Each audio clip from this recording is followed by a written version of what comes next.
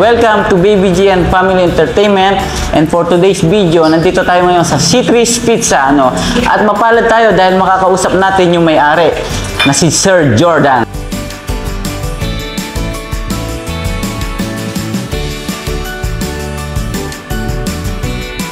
Ay, Sir! Ay, good afternoon. Magandang hapon po. Magandang hapon. Welcome to C3's Pizza. Oh, Sir, maraming salamat. Upo sila. Okay, Sir. At maraming salamat, Sir. At na-invite nyo kami dito na i-feature yung inyong 3C's Pizza, no? Sir, unang tanong, bakit C3's yung inyong pangalan, Sir? Actually, naisip namin yan magkakapatid eh. So, yung C, nanggaling sa aming apelido na Cristobal. Ganun pala, Sir. And yung 3, tatlo kami. So, bali, kung makikita nyo naman din sa logo namin, may tatlong ngayon ko lang style ng napansin tao. talaga. Actually, ngayon ko lang napansin, no? So, giling, ganun pala yun. So, yun, Sir, ang paliwanag dyan ay yung tatlong tao ay magkakapatid pala.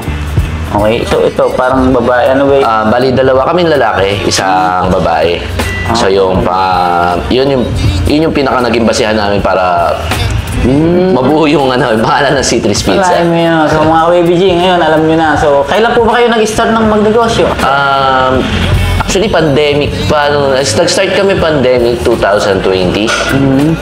Then, nag-umpisa kami, as in, hindi naman totally, hindi namin inisip na makapagtayo ng C3's Pizza eh.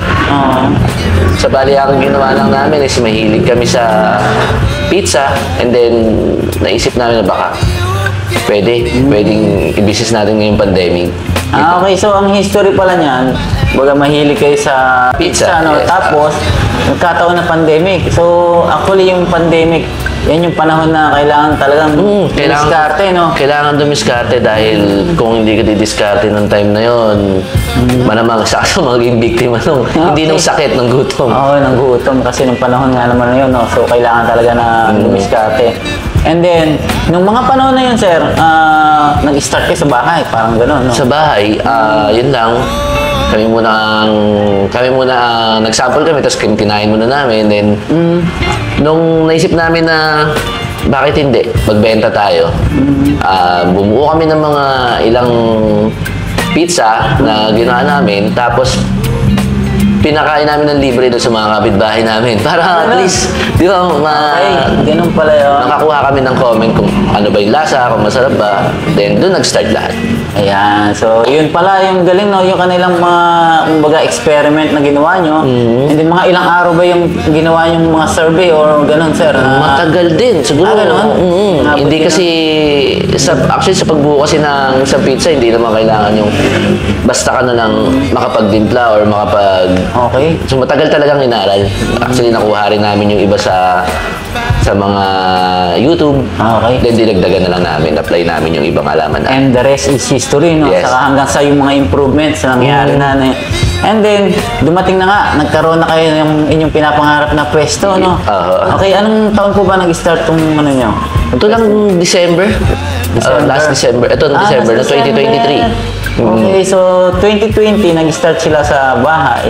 Tama ba? Yes, And then, nung last December 2023, no, nakapag-tayo na sila and meron na silang pwesto.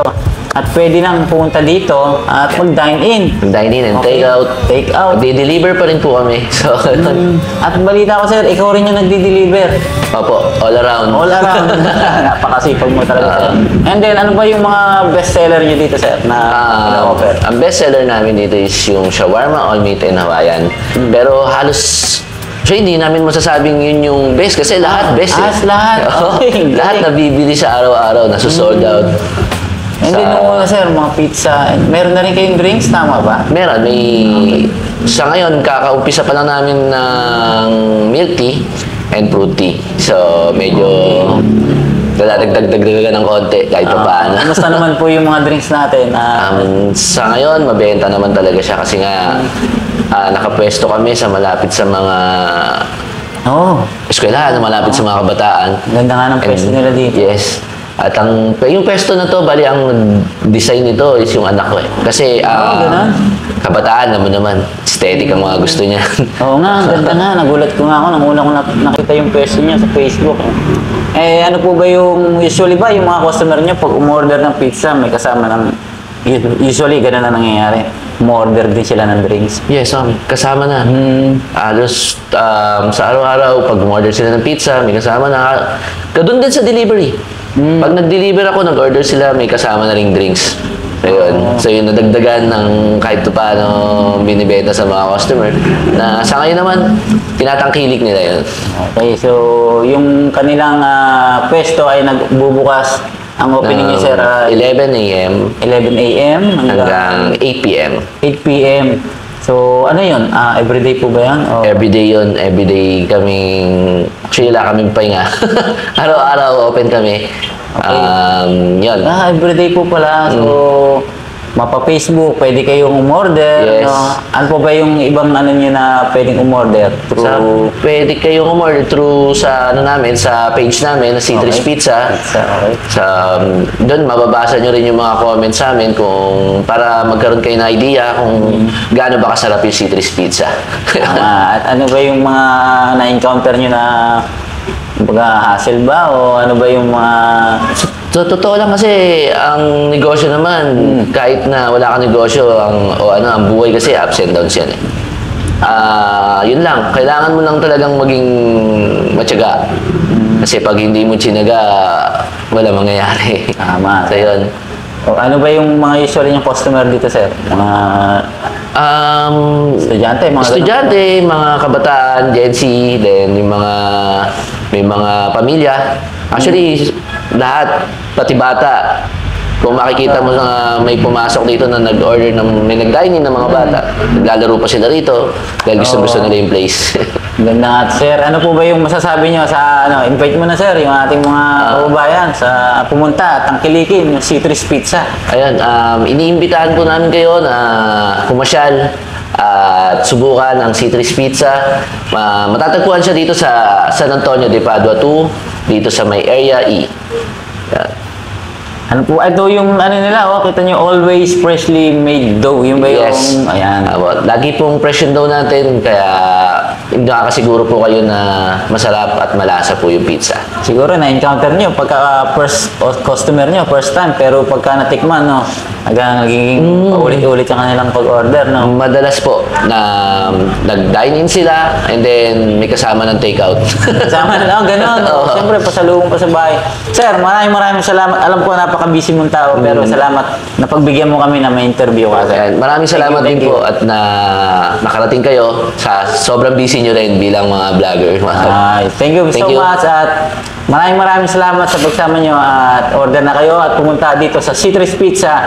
Thank you. Yun lang. Bye-bye.